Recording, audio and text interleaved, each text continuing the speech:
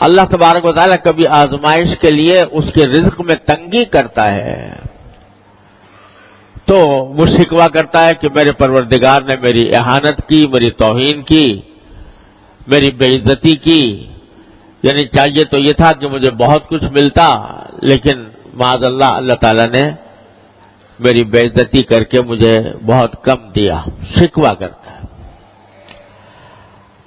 اللہ تبارک و تعالیٰ آگے یہ فرماتے ہیں کہ اگر یہ رزق میں تنگی آتی ہے تمہارے تو در حقیقت اس کی وجہ تمہارے اعمال ہوتے ہیں۔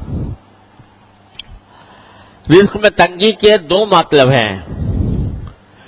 ایک مطلب تو یہ ہے کہ آمدنی کم ہو اور اتنی کم ہو کہ اس میں گزارا نہ ہو سکتا ہو، یا کم ہوتا، بہت ہی تنگی کے ساتھ گزارا ہوتا ہو، یہ بھی رزق کی تنگی کی ایک شکل ہے۔ اور دوسری رزق کی تنگی کی شکل یہ ہے کہ آمدنی دیکھنے میں تو بہت ہے لیکن برکت نہیں ہے، اور اس کا نتیجہ یہ ہے کہ ساری آمدنی ہونے کے باوجود آدمی ہر وقت کسی نہ کسی الجھن میں گرفتار ہے۔ اور آج کل یہ صورت بہت کثرت سے پیش آتی ہے۔ اچھے خاصے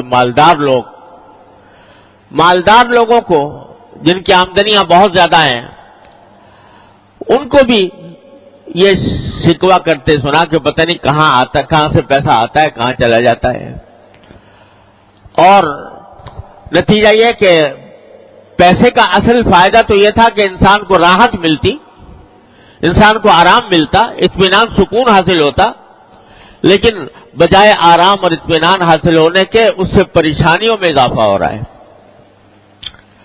یہ ہے بے برکتی۔ آمدنی تو ہے مگر برکت والی نہیں ہے۔ اللہ تبارک و تعالیٰ جب برکت عطا فرماتے ہیں تو تھوڑی آمدنی میں انسان کو سکون آرام مل جاتا ہے، راحت میسر آ جاتی ہے، اور اللہ بچائے اگر بے برکتی ہو تو لاکھوں کی اور کروڑوں کی آمدنی ہو، اس کے باوجود انسان پریشان ہی نظر آتا ہے۔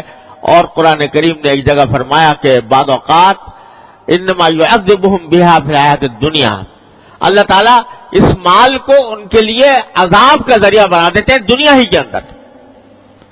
یعنی مال تو بہت ہے لیکن مال کی حصول میں، اس کی تلاش میں، اس کے میں جو سرگرداں ہیں تو اس میں دن کا چین میسر ہے، نہ رات کا آرام میسر ہے، نہ بیوی بچوں کے ساتھ وقت گزار سکتے ہیں، نہ اپنے گھر والوں کے ساتھ اطمینان کے ساتھ بیٹھ سکتے ہیں، راحت میسر نہیں۔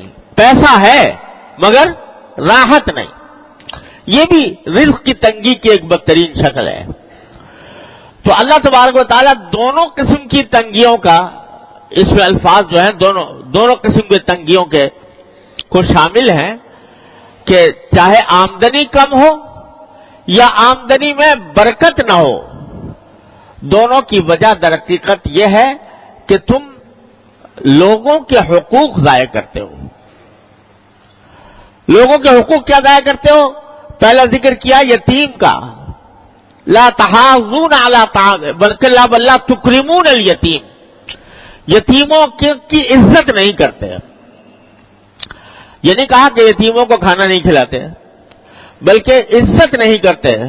مطلب یہ کہ اول تو یتیموں کی دیکھ بھال میں تمہاری کمی ہے، اور اگر کبھی کوئی کرتا بھی ہے تو اس کا جیسا اکرام ہونا چاہیے، جیسی عزت ہونی چاہیے، اس قسم کی عزت اس کو نہیں دیتے ہیں۔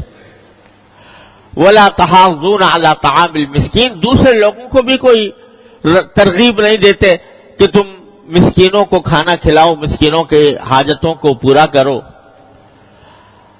ایک تو یہ بات تھی۔